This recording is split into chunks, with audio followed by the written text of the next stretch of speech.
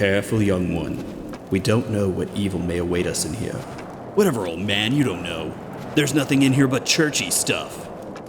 Some pews, a few crosses, some broken windows, a whooshing sound. A whooshing sound?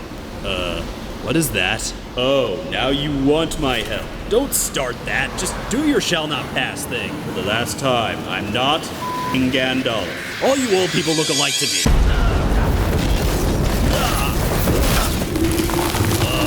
Cossacks.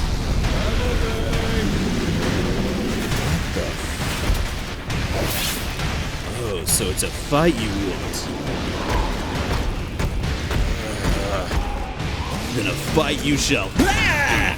And that pretty much describes my first few minutes with Lords of the Fallen. When I first heard about this game, someone told me it was like Dark Souls, but not. And that's pretty accurate. But I wouldn't say Lords of the Fallen compares negatively to Dark Souls. In fact, I'd say it compares rather well. Now granted, I may have some rose-colored glasses on, seeing as I love Demon Souls, Dark Souls, and Dark Souls 2. And in this lull between Dark Souls 2 and Bloodborne, Lords of the Fallen has been, well, it's like getting an extra Dark Souls game I didn't even know was coming out. It's like Christmas.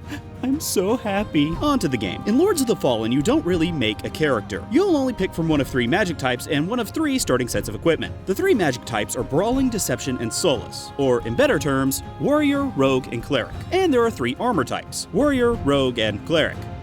Those are pretty self-explanatory. Naturally, I went with Cleric, because heals, yo. Now, not to overuse this comparison, but the controls and combat of the game feel just like a Dark Souls game. The only noticeable difference was that I felt like the characters moved a bit slower, but I don't necessarily think that's a bad thing. I felt like I was able to really dodge and attack with more deliberate precision, so the movement speed really didn't bug me. Now, at first I really thought that Lords of the Fallen was going to be a bit easy, as I was pretty much having no trouble at all. Then I came across this guy.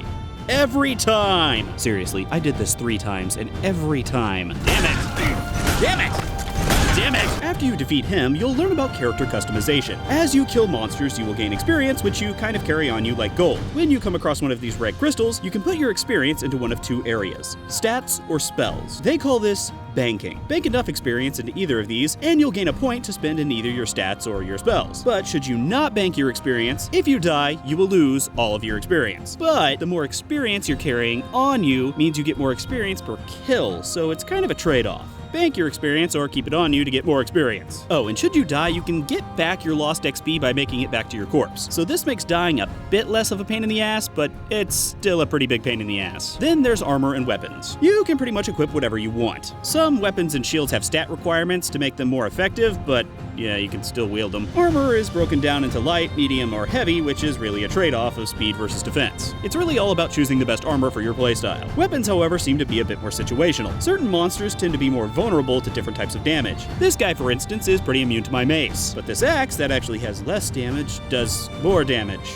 Go figure. Luckily, you can switch weapons on the fly. Oh, and by the way, backstabbing in this game is really fun. It's also easily the best ways to take down enemies quickly, as I did over and over and over and over and over and over again. You think these guys would learn, but I don't really care because damn, that's satisfying. I also tried out all of the different starting types of equipment. The Rogue uses 2 daggers for super quick attacks. I really suck at Rogue. The Warrior uses heavy armor and a shield to help prevent damage. I was a lot better at this. I think my specialty is laziness. I'm just gonna let my shield do the work. Oh yeah. This is better. So far, magic in Lords of the Fallen is kind of limited. Keep in mind, I've only played about 4 hours, so maybe there's more to it. Currently, I have a decoy spell, a defensive/healing spell, and a spell that somewhat slows down enemies. I'd like to see this get a bit expanded later on, because right now I feel like the magic system is the only thing that this game is lacking. You do eventually get a gauntlet that uses magic for its attacks, so that kind of helps. It has 3 attack modes: a single shot like a rifle, a close-range shotgun blast, and a grenade type of attack. Bam! I am so gangsta! This is the only ranged weapon I've come across in the game at this point, and as cool as it is, I still don't think it makes up for the lacking magic system. I just really like to see some more variety in spells. Maybe later in the game? I don't know. I guess I should mention that there's story in this game. I'm not entirely sure what it is, but it's there. From what I remember, I'm a criminal, and I'm pretty sure I'm trying to find this guy. You'll also run across NPCs at certain points in the game. Like this guy. He had a poisoned hand, and you can choose whether to chop off his arm or let him die. Now, seeing as my character is a criminal with no medical training whatsoever, I'm lopping off an arm! Who needs a degree?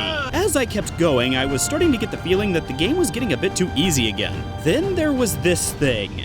Oh jeez, run away! Okay, I can do this. Damn it. Damn it.